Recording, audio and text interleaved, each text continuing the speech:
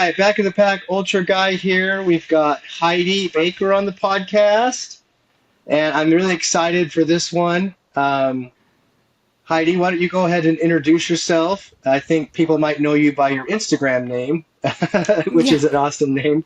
Um, but why don't you go ahead and introduce yourself? Tell us a little bit about how you found running, and yeah, we'll go from sure. there. Yeah, so my Instagram handle is Strong Mama Miles, so you may have seen me on there. And I was never really a runner, never really athletic. When I first got together with my now husband, he spent a lot of time in the gym, and so I followed suit and kind of became addicted to working out in the gym. Then I had my first baby and did not love the idea of bringing him to the gym with me or leaving him in childcare. I had a lot of that like postpartum depression, anxiety, and like it would not let me like leave him somewhere. And so I had a jogging stroller and I was like, well, this is something I can do to stay fit with him. I can pop him in the jogging stroller and go for a run. So that's kind of how I started, my running journey. And then when he was about 6 months old, we moved to Germany and I found like a mom running group there.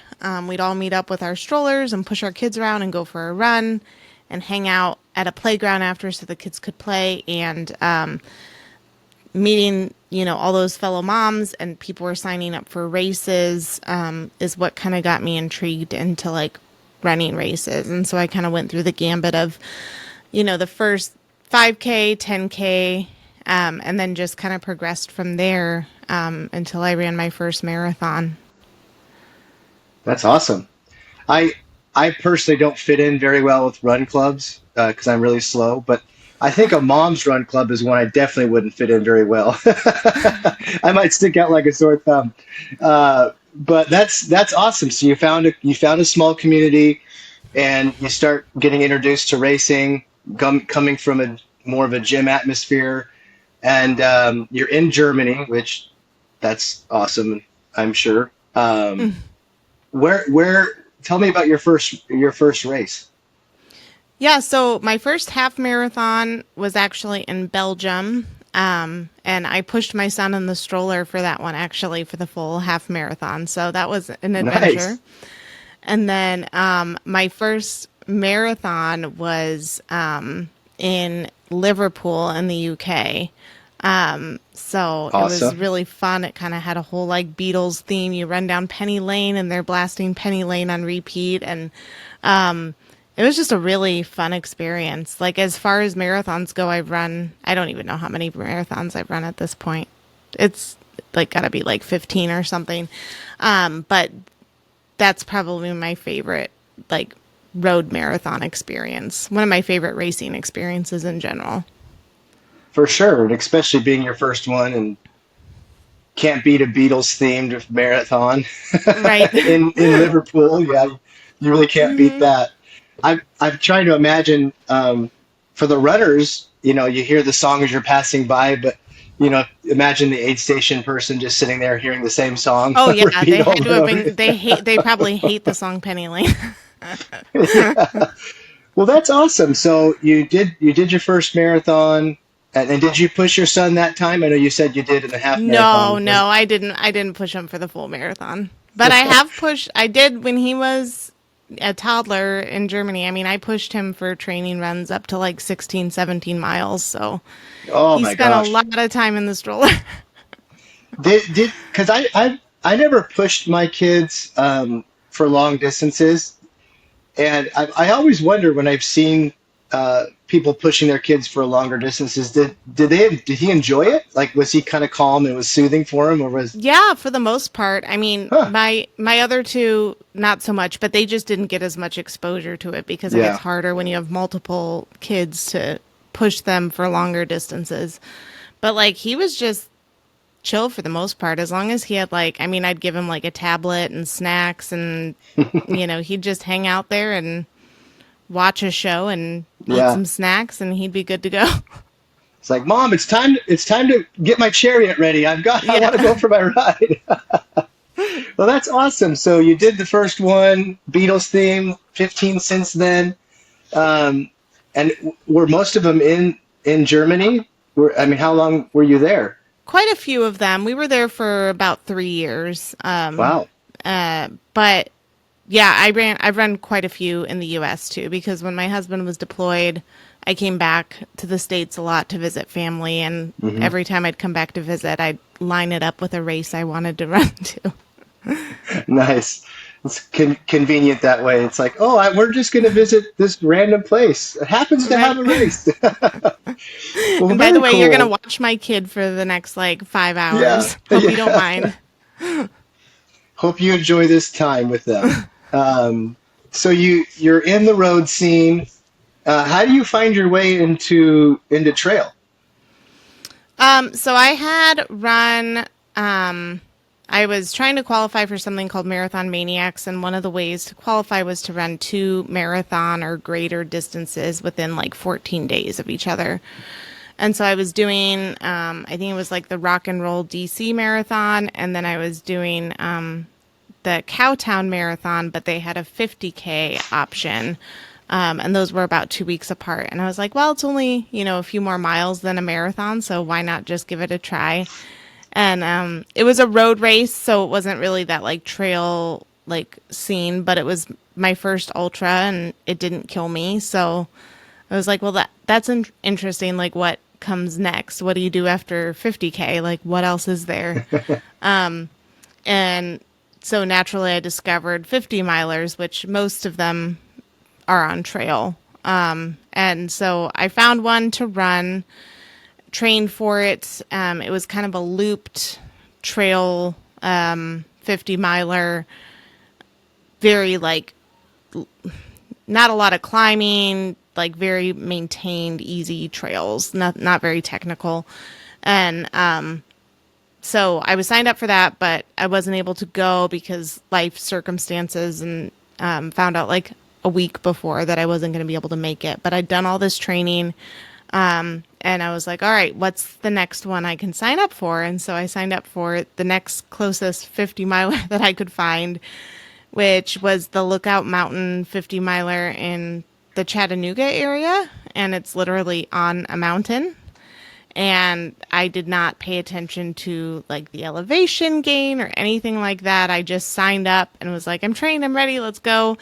And it was single track technical trail up and down a mountain, probably like 8,000 feet of climbing in the 50 miler. And I was like, Man. not prepared at all. I showed up in like road shoes. Like it was, yeah, I think I had like my husband's like headlamp from his like military stuff, like just like thrown on. Like I was not prepared at all. And I DNF'd just over the 50K mark. I was missing time cutoffs. But like I wasn't even bummed about it because it was just such a cool experience. I loved the community. I loved the people. I loved like coming to an aid station and having them offer me like real food and like offer to like fill up my pack for me. And I'd fallen and my knee was bleeding, and they were like rinsing it off and trying to put a bandage on for me. It was just like I'd never been to a race where you were like so cared for. I'm used to like, here's your water cup, go, like keep running. And so Yeah. it was just a really cool experience. I really loved the experience of it. And so even though that was like my first DNF, it doesn't even feel like a DNF to me, because it's kind of where I was like discovered this is kind of what I wanted to continue doing. Very cool. Yeah, that first trail experience really is really special. I think, at least for me, it was, and it sounds like for you, it's very similar. Where you go, wow, you know, the biggest thing for me was I realized like, wow, this is really small. You show up to a road marathon, there's Oh thousands of yeah. people. You show up to a trail event, and maybe there's 200 people, maybe. Right. Some of the smaller races, not even close, and you go, well, where is everybody? And then you start to get to know each other, and you start to hit these aid stations, and like you said, real food. They're giving you all this attention. You're like, hey, I can keep this going. Right. So when you had the DNF, but it didn't feel like it. You weren't really bummed about it. You had such a great experience. Um, did you get back into another race shortly after that? That was in December of 2019. So like right before everything shut down for a good year or so. And later in 2020, I ended up pregnant with my third child. So due to pregnancy, postpartum, and all that stuff, I didn't attempt a 50 miler again until 2020. Wait, 2022. Yeah, sorry. Got to get the dates right in my head. Yeah, so 2022, I attempted a 50 miler. I didn't go back to the Lookout Mountain. I that year attempted the Georgia Jewel 50 miler, kind of in the same general. It's like an hour-ish south of Chattanooga, but it's kind of the same kind of terrain and mountain feel to it, and the same amount Nice. of vert, pretty much. Well, I mean, 8,000 feet for a 50 miler, that's, 7 to 8,000 feet. It's quite a bit. It's significant, yeah. Yeah. I mean, that's not an introduction 50 miler. I can think Right. of quite a few that are a lot flatter and more manageable for sure. Um, Yeah, I have a and you said, tendency to just sign up for things and not pay attention to the elevation profile or anything till after I'm signed up, and I'm like, well, now I'm just gonna do it and see what yeah, happens. So, just roll the dice. Here we yep, go. Now, the Georgia Jewel sounds like it's similar terrain. How did that one go? that was another DNF for me. I didn't make the like just over the 50K. I didn't make the cutoff again. I had gotten a little bit lost. I had fallen a couple times. Just didn't make the cutoff, and so that was like a little bit of a tougher DNF for me because I kind of felt like I was ready. I knew what I was getting into. And like I felt like I'd put like a lot into it, and came up short. So that was a little bit disappointing. But I just made it my goal to focus the next year on coming back to that same course and finishing it the next year. As tempting as it was to try to find another 50 miler, you know, right away or something, I was like, no, give yourself the full year, come back to this course, let it be your first 50. And I was still in the very young years of kids. And so it was like, I needed to give myself that time, I think, to come back stronger and be ready to go the next year. And you so you went back, and this time you got the finish. Yes. Yeah, I finished dead last, 2 minutes before cutoff in Hey, 2023. that's awesome. I mean, uh, anybody who knows anything about ultra knows. I mean, there's first place, second place, third place, and then last, and that's all that anyone cares about is Yeah. pretty much, last place almost gets as much attention as first place in some cases. So that's exciting. The DFL is a well coveted badge of honor, I think, in our community. And I had Um, literally fought for it too because I did come in late to the hard cutoff aid station that day, and I was like 8 minutes late. So I wasn't too late, but late enough where if it's a hard cutoff aid station for them to be like, no, yeah, you can't continue.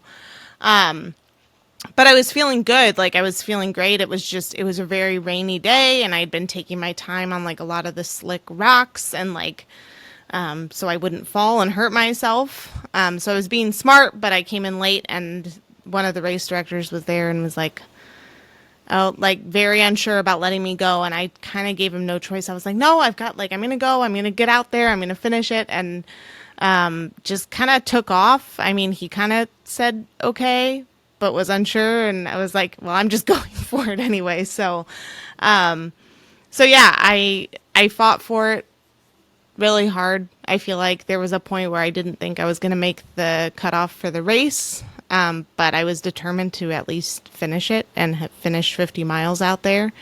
So, yeah, at that point, I didn't care if I was an official finisher or not. I was like personal, and I was like, I need to finish this course. So, Well, I mean, you did it, and yeah, you came in under the time, and it's funny.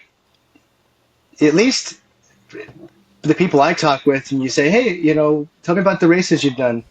Nobody ever says, well, I came in 37th at this race, and this right. race I came in, no, that's not even, it's, I finished this one, I didn't Yeah. finish this one. And I think that's what most people focus on in ultra is just this shared goal of just finishing. And everybody knows when you're describing what you went through, like similarly how they have felt in races, and you kind of capitulate together. And so the DFL, yeah, I only have one, but I'm definitely shooting for more. uh, so you finished the 50, which is exciting, and not to mention a lot of stuff happening with family. I mean, you're juggling a lot of stuff, I'm sure, at this time, um, with family and training and just everything that comes along with day to day. Um, what was next for you? You don't seem like the type of person that would just say, "Well, that tasted good, but I'll just kind of go back to the 10K." No, no, I knew basically the minute I crossed the finish line of the 50 that I wanted to sign up for 100 the next year. Nice, nice. Yeah. Which one did you sign up for? It's called the No Business 100. It's in Kentucky and Tennessee in the mountains there. It goes through both states. And so I finished Georgia Jewel 50 in September of 2023, and I signed up for No Business, which would be in October of 2024. So gave myself a year to Nice. get up to that. And yeah. And unfortunately, my first attempt at 100 at the No Business 100 was a DNF as well. And I seem to have the trend of third time's the charm because that was the case for 100 milers for me as well, except I didn't wait as long between my 100 miler attempts. I kind of jumped right into them. So which one did you end up finishing? So it was October 2024. So last year I DNF'd No Business. It was a time cutoff again. I had gotten lost on the course and missed a turn, and so I missed like a section of the course. And so by the time we figured out where I was, because my crew was waiting for me at that aid station, and they're like, "Why isn't she here yet? She should be here by now." By the time we figured it all out, I had already missed the time cutoff, so there was no way they could let me continue. So in my morning of that, because I took that DNF pretty hard, I signed up for another 100 miler 2 weeks later in Wow. in Charleston, South Carolina. My friend's the race director there, and I knew it was flat. It's only a couple hours away from me because I live in Savannah. And I was like, all right, I'm trained, I'm ready, I can go do this. But I think, like, I just wasn't fully in the mental state to run 100 miles at that point. Like, I just DNF'd. I was like coming off of that. There was a lot going on just in my personal life and everything. And I had just spent the entire week at Disney World with my family. And like, Oh I gosh. literally turned around and went to go run that race like the next day after we got back. And I'd fallen and I'd hurt my foot. And I just kind of was like, this isn't the time for this. Like, this isn't the time to do it. So, I was bummed about that one, but not really as much as I was about No Business. It was kind of like, this wasn't right. I rushed into trying to, finish 100 miles because I wanted redemption. And so it just wasn't the right time. So I had already signed up previously for Dark Anchor 34-hour race in Savannah. So it's really close to where I live. It's only like 30 minutes from my house. And I had signed up for it already it wasn't my plan that that would be my first 100. I thought I would have already finished it, finished 100, but it kind of became then the goal to make that my first 100-mile finish at that race. Awesome. Yeah, so it's a looped course, like 3.5 miles. And so to finish 100 miles, you have to get like 101.5, I think. So that's what I did. I got 101.5 miles that day. Awesome. Took me, I mean, quite a bit of time, but I mean, I had 34 hours to do it and I stopped after that. But yeah, I got my 100-mile buckle in January, so only a few months after my first attempt. That's awesome. I Yeah. mean, and I think something to note here for people listening that have never done a loop course, I would just say that I think that's extremely challenging in a 100-mile event because it's a small loop. Mm-hmm. Um, but my first 100 was a loop course, but the loops were larger, around 20 miles. And I don't know if you feel the same way, but I just felt so bored because you'd come back in, you sing the same things, you come Yeah. back in, and it's like, oh, I got to go back out again. Which is it's just very different feel from the point to point where it's like you're seeing new things, and you can kind of tick off the aid stations. Okay, I've got three more. Okay, I've got two Right. more. But that looped, boy, you've got to be pretty mentally strong to sit there and go loop Yeah. You that many know, times. I don't want to be the person that loves a looped course. Like, I really want to be the person that loves the adventure of like a point to point race. Like, I I love the idea of that, but I have found a lot of success in looped courses. Nice. And so I don't know what it is about them that makes it appealing to me because I don't, it's not like I love it. I'm like, yay, let's run around in circles over and over again. That's not like super fun, but I think I love the vibe of it. Like it's kind of like a party at the, main Yes. aid station. You've got your home base. You don't have to, I feel like you don't have to carry as much because you can kind of have like all your stuff. It reduces the need for like crew and things like that because True. you can have all your stuff laid out, and I like seeing the same people kind of over and over again and chatting with them. So I've had some fun at looped courses. I enjoy them. I found some success at them, obviously, with getting my first 100-mile finish. I obviously love both because I keep signing up for like really challenging, like point to point kind of things too. But as far as finding success, I do think I thrive in kind of a looped environment. That's awesome. And I think, lean into your strengths. And it's not like, we say, oh, I'm only doing point to point or I'm only doing loop courses.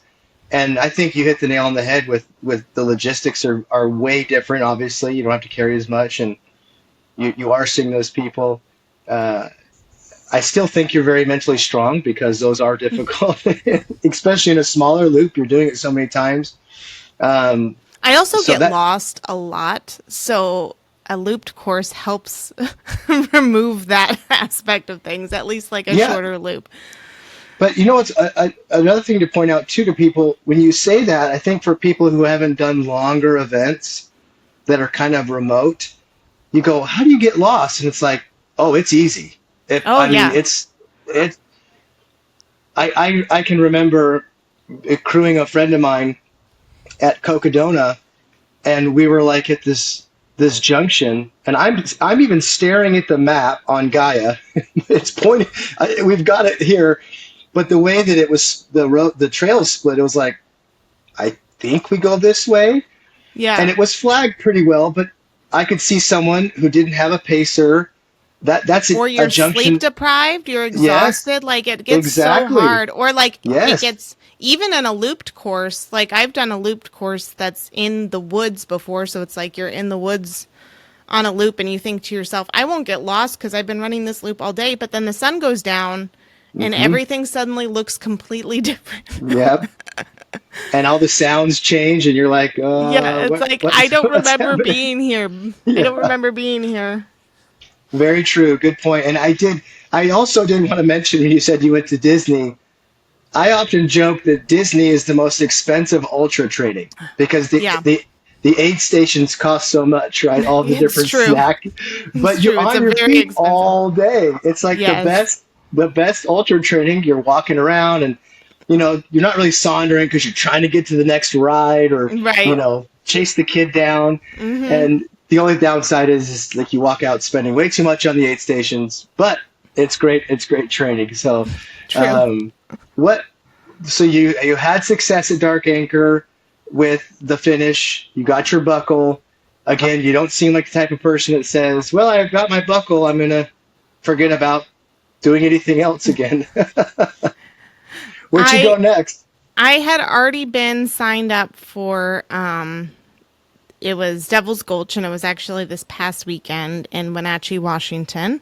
It's a smaller 100.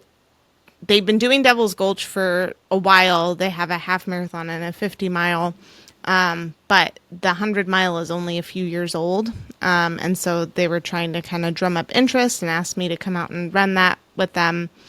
So, so yeah, I was signed up for that previously and knew I was going to be running it this year, but that kind of became my big goal for this year because it's a very tough race, very hot course. It's kind of in eastern Washington, so it's more like deserty kind of feel, dry, hot, exposed course, and like 22,000 feet of vert. So Whoa! yeah.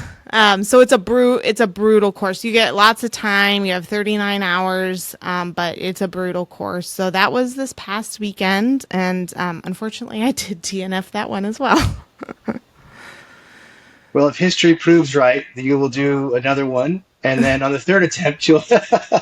No, I think you'll get the next one. You're definitely a lot have a lot of experience under your belt for sure. Yeah, Um, it was the heat and exposure that got to me this weekend. I actually ended up in the ER getting fluids because I got pretty oh significantly my gosh! dehydrated, and didn't realize. I think also I live in Savannah, so I literally live like at or below sea level at any given moment. And there we were above 6,000 feet, so I know it's not like super like high elevation, but I think it was enough to increase my hydration needs. And so I was probably hydrating to how I would normally hydrate and needed a lot more than that. So, Yeah. lesson learned. It was an adventure. I've never had to be rescued during a race before, but I got to be rescued. So, an experience and like lesson learned. And I mean, I thought the course was phenomenal and I want to go back next year. So, Awesome. Well, again, if you're. I think the moral of this podcast and your story is just determination. I knew a guy, and I won't say any names, but if you ever heard this, but he had a DNF at just one race, and I haven't seen him post on Strava in years. mm, And and I think that it can really affect people. I know when I've had my DNF at a race, it was really hard. It was really difficult, but your story is just the opposite. Where I'm sure you were upset about it, but you just seemed so determined and driven to hit these goals. It's really awesome. and I think I've learned a lot in the years that I've done this now that it's not even for me as much about like the finish line as it is about just like getting to that start line and being brave enough to like try it. Hmm. And it would be easy to say, obviously, I'm terrible at this. And I should probably pick another hobby. But also, I really love it. And Hmm. no one in the community is going to tell me that. No one's going to tell me not. They're not going to Yep. say, you just go back to road marathons. That was better for Yeah. you. Like, no one's going to say that. They say, keep coming back, keep trying. And they're proud of what you accomplished. So I think that's what keeps bringing me back. And there's DNFs that are harder than others. I mean, even in just this recap I've done with you, I haven't even like touched some of the DNFs I've had. And some of them are more like I just lost interest and I didn't want to be out there anymore. And I was like, okay, whatever, I'm done. Like, and that's Yeah. fine. Like, there wasn't a day that I wanted to continue to have, and that's totally fine. I mean, at one point I DNF'd a 50K. It was like a two loop 50K at night. It was a night 50K because I had just done 18 miles trudging through like waist deep, like swamp water. And I was like, Oh, I'm done and I don't want to go back out there. And I'm totally fine with that. So it's like, it wasn't even a bummer to me. But then there's others that, it's like I worked really hard towards. Like this past weekend was one that I set my mind to. I talked about it a ton. I mean, it felt like there was a certain amount of like pressure and eyes on me because I was technically out there as like an influencer for them and like promoting them. So it's like, is it embarrassing that I couldn't finish this race? And in the end, no, because I was brave enough to go out and try. yeah. I think in the ultra community, it is not. It's not something that people go, "Oh my gosh, did you hear Heidi DNF?" Like that's not a thing. Like I don't think I've ever Nobody heard it. cares about your Yeah, DNFs. Like, really, nobody nobody. cares. No, no. I mean, maybe I've heard someone say, "Oh, did you hear Courtney dropped out of Western States?" But it Right. wasn't like, "Oh my gosh, did you hear?" It was, "Is she okay? What? Oh my gosh, Yeah, what like happened? what Did she what fall?" happened? Yep. Yeah, I mean, did she get injured? It's just such an interesting group of people that it's like a judgment free zone. It's like people just want the best for you, and they're just supportive. I And I think the naysayer there are some naysayers. I mean, I saw some like with David Roach like at Western States this year saying like, bad mouthing him a bit for DNFing at Western States. And it's like the people that are actually saying that, which it's a minority of people that are doing it. They're not ultra runners and they have no idea what running 100 no, miles requires. especially a competitive 100 miler like Western States. I And can he almost doesn't promise want to, you. he's not just DNFing out of weakness. I mean, he literally was making a Yeah, documentary about trying to win that race. Like, yeah, talk about right. pressure. Like, Yeah. No, if I've ever seen a negative comment in someone's post, you just know instantly this is not a person in the community. This is right. somebody who has, I always like it when Andrew Glaze posts his haters, their comments. Yeah. They're just so outrageous. You just know that they've never even done an ultra, because Right. anyone I've ever met who's in the community, nobody's talking like that, and nobody cares, and everybody is just very encouraging. So yeah, I think you have the right outlook on that. That you know, especially if you're smack talking someone like David Roach, it's like, okay, you you'd never even keep up with him on a running event. Right. Like, come on. Or like Courtney, like you're not going to catch her. Stop. Exactly. Anyway, one thing I did want you to focus on is I I'm not a mom. It's pretty clear. I have kids. My wife's in the other room, but I wanted to get your outlook on training and balancing motherhood with training and just everything that goes along with that. I think that that's a very unique set of experiences that I know I have a lot of ladies who do listen. In all different age categories. But I think that that's important because I think, I know for me, it's hard to balance that out, but I can imagine it for a mom, it's different. So if you wouldn't mind kind of talking about that, your outlook on that, how you balance that out, I think that would be really beneficial for people to hear. Yeah, for sure.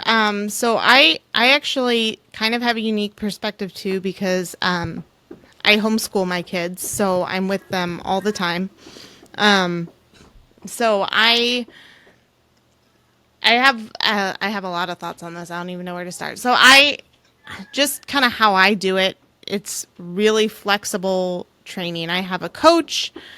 He gives me my plan, and a lot of times it has to change because I had a long night with a kid that was sick, and so I can't run, that morning or whatnot. But my kids are now at the age where I can't really push them in strollers anymore. Trying to run while they ride bikes or something gives me way too much anxiety because they're going to like ride off into the road or something. So that doesn't really work. So it really is a matter of squeezing it in when I can. So I wake up really early.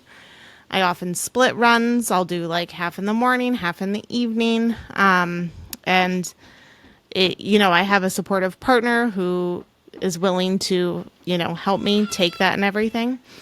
But, hey, Christian, I'm so sorry. Can we pause for 1 second? I have a kid Yeah, knocking at the door, and I don't know if my yeah, you husband's got it. home yet. And let me You just see got what it. they need. I'm so sorry. No, I can't think of a more perfect time for that cute little girl to knock on the door than when you're talking about training and motherhood. I think Yes. you couldn't have written that better. It's just perfect. I love it. It's so great. I'm so happy that that happened. Yep, It's so and that's perfect. and that's how my training looks. It's pausing because I have to like get the kids a snack or, whatever it is.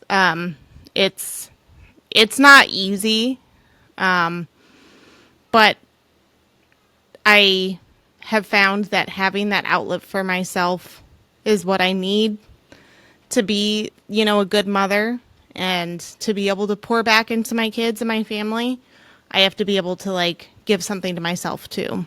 Yeah. And so I deserve that time, and it's taken me a long time to like get to that point where like I know I deserve it and kind of get past that mom guilt, and it's still there. I mean, this weekend I was away for my kids to run this race, for like 5 days, and that's hard. And as I'm leaving, I feel guilty. I'm like, should I really even be doing this? Is this selfish of me?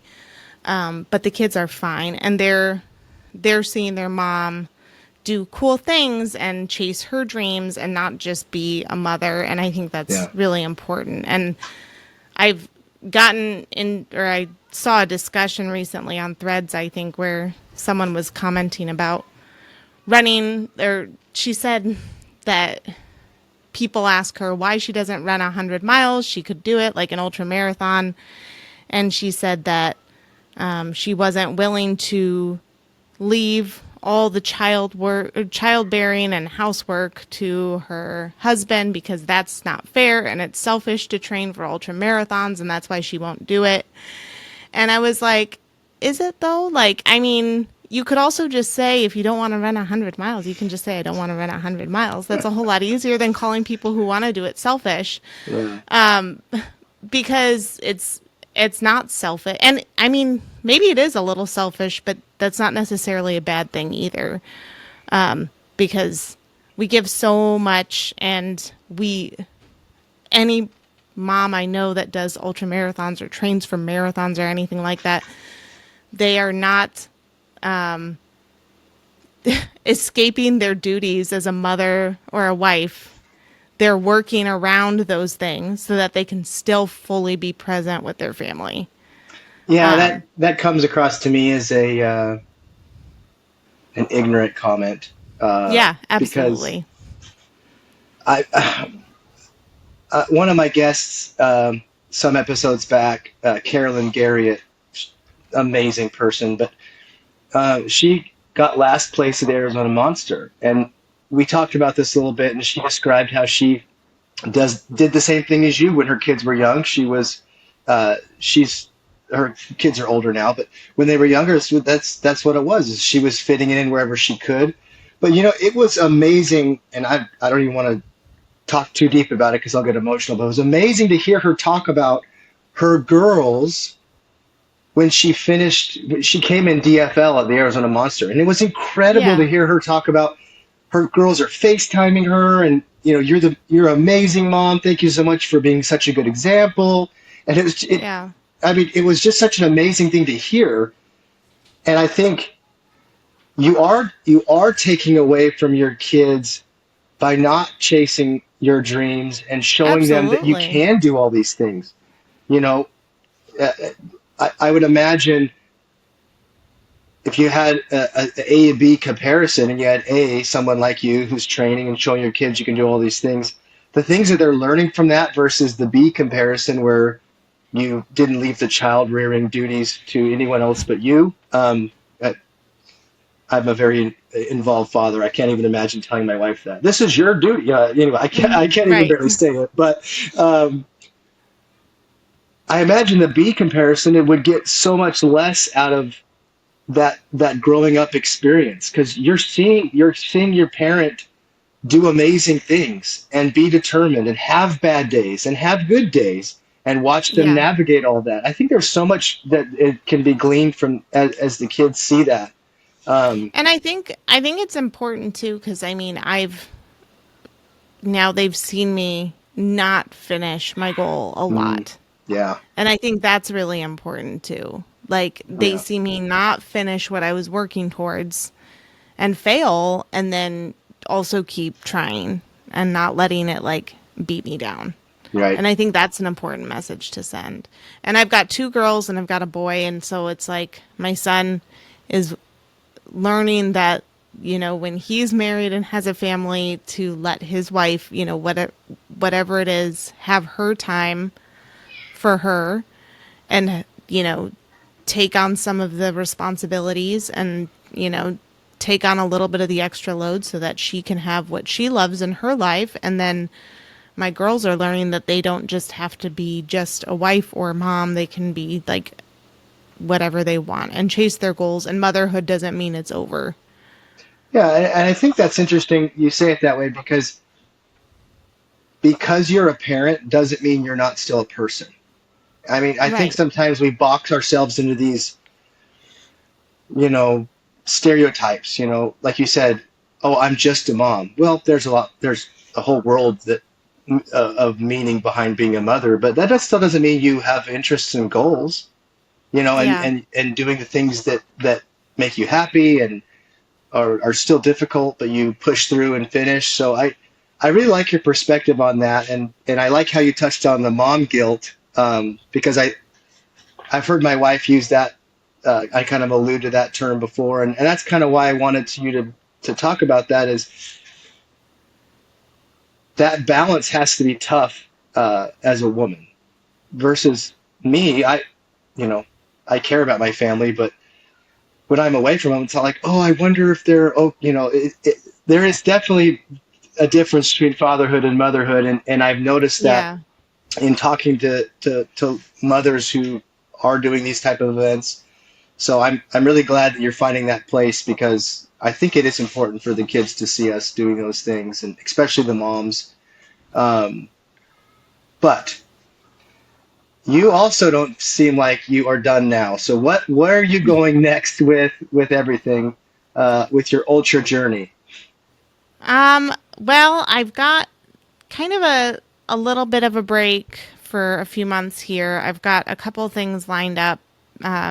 A 55K in October, and then in November, a friend of mine is and I are going to do a 34-hour looped course together. Nice, She wants to get her first 100, and so I'm hoping that I'll get my second buckle there with her, so we can kind of take that journey together. awesome. Um, and then I have signed up for Cane Break 200 in the Atlanta area in Ooh, March next year. awesome. So dip my toes in the 200 world and see what that's about. It's a looped course. There's like a 10-mile loop and a 5-mile loop. I don't know how it works if you do like one and then the other or whatnot, but I know there's some variation with it at least, and it's a little bit longer loop, so it's not as redundant, but you have 96 hours. And I'm like, well, if I have success with looped courses, maybe I'll have success at the 200-mile distance with a looped course. But it's not a time thing. It's not like you're a finisher. No Right. matter what you finish, you have to hit 200. So, Nice.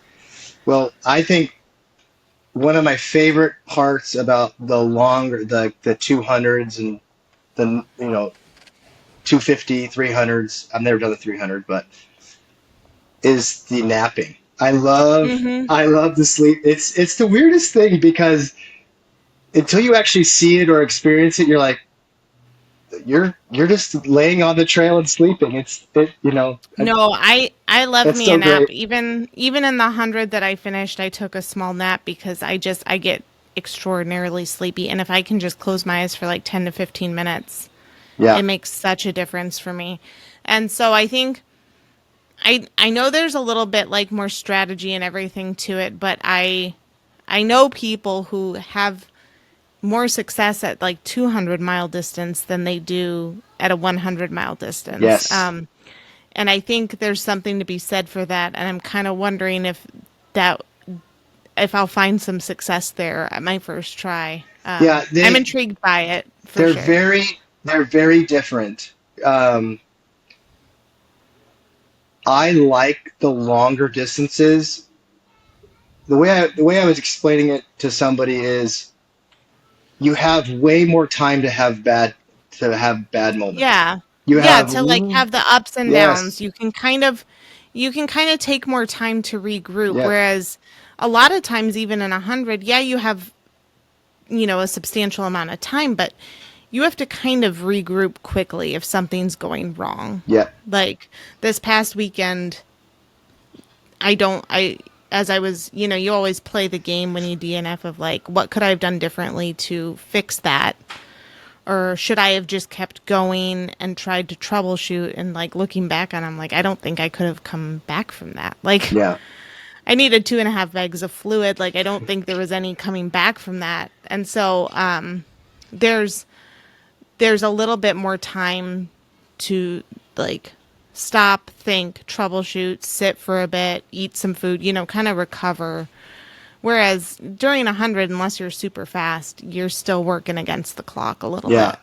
yeah. And that's what I was alluding to. Just exactly that is if you have a bad couple sections at 100 miler, especially if it's kind of more of a competitive 100 or a really mountainous 100, Yeah. you really don't have any time Yeah. after you've had those bad sections.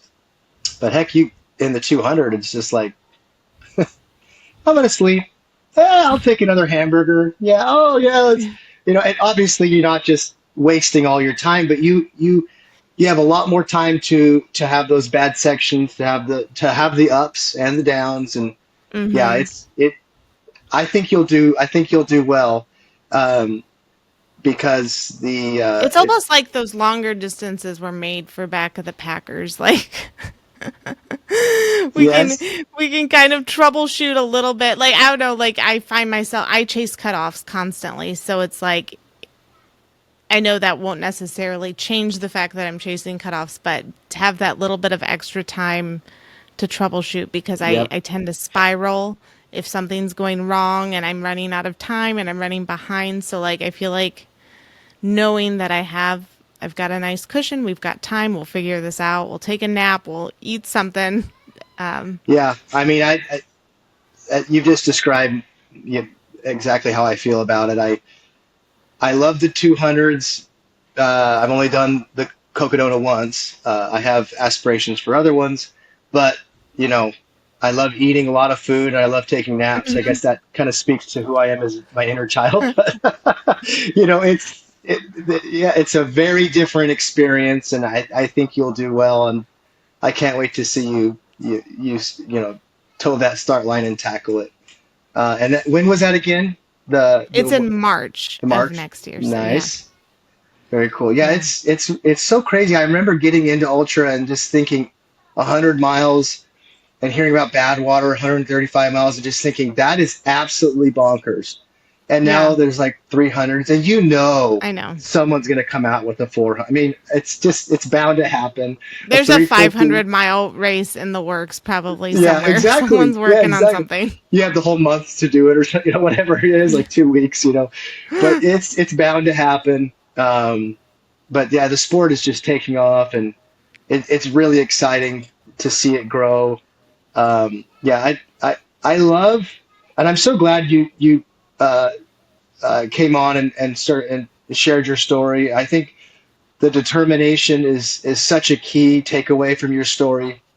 The not giving up, not dwelling on what's happened, but focusing on the next race. How am I going to do better? I love what you said about balancing the life, the motherhood with training. I think that's so important for the moms out there, um, and the dads too. But let's focus on the moms. Yeah. For the moms out there, um, what I'd like to do is as we're kind of wrapping up, is there anything that you've wanted to share or that you'd like to say or shout out before we wrap up? I guess the biggest thing, my biggest message that I like to drive home and like my content and stuff like that is that if you're thinking about trying it, just try it because you'll never know until you try. And the absolute worst thing that's going to happen is you're going to fail. But then the race rolls around again a year later and you can try it again. And I feel like I'm a lot less scared of failure than I used to be. And I think that's a, like, just a noble trait that I've gotten out of this whole thing. And like when I first kind of became, a little bit in the, I mean, I hesitate to say, I hate the word influencer, but kind of, had more followers on Instagram and stuff like that. And then I speak out these goals. It's like when I fail pretty publicly. It's not like I Hmm. can just disappear and not have people know. Everybody knows what I was running and they can see the results on Ultra Sign Up or whatnot. And so that was a scary thing to me for a bit. And now it's like when I have failed, all those people are just there supporting me and encouraging me to try again. And so Yes. it's always way worse in our heads than it is in reality. And I think that the ultra world is the place to try big scary things and have like a huge community to support you and say, "Oh well, try Yeah. again next time. Like no big deal. Like Yeah. it'll be okay." And to, congratulate you when you do hit, cross the finish line. So, Yeah, that I love the way you've capped this off. That's a perfect explanation of ultra. You and even like you said, with all the people following you, um, it seems like it'd be scarier, but then it happens and you go, "Oh, I have more support than I would have yeah, ever had." exactly. That's so true. I've never really thought about it that way, but it's so true. That you have a huge community behind you that's just like, awesome. Let's go. Let's go train more. How can we help? Very, very open community and loving. That's awesome. I do also give a gift out to all my guests. I noticed you are wearing your Death March shirt. I usually give out. Oh, yes. I do give out. I send my guests something from Death March Running Company. So um, I'll connect with you offline and get your logistics to get that sent out to you. It's just a way to say thank Perfect. you for Yeah, coming on. absolutely. It's Thanks. it's your time's important, and I just appreciate it. And I think your story is awesome, and we need to start sharing all these stories with people and just keep motivating each other. So thank you for jumping on. And if you're not following Strong Mama Miles, please do. You'll be very, very good content, very encouraging content. And again, Heidi, thank you so much for jumping on. Yeah, absolutely. Thanks for having me. You bet. Have a good night. Thanks, you too. See ya.